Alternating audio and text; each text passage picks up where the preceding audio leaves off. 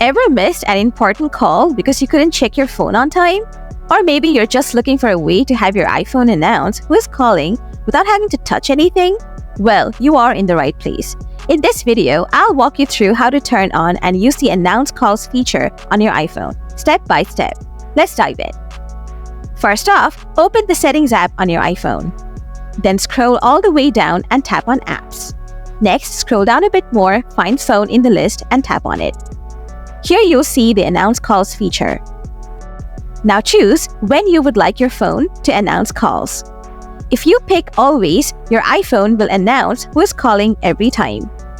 If you choose Headphones and Car, your phone will only announce calls when you're using headphones or are in a car. And if you select Headphones only, it will announce calls only when you're using headphones or earphones. Pretty cool, right? And that's a wrap. That's how you enable the Announce Calls feature on your iPhone. If you found this video helpful, don't forget to hit that like button. Want more tips and tricks for your iPhone? Make sure to subscribe to the channel because I've got plenty more content coming your way. Thanks for watching, and I'll see you in the next video. Take care!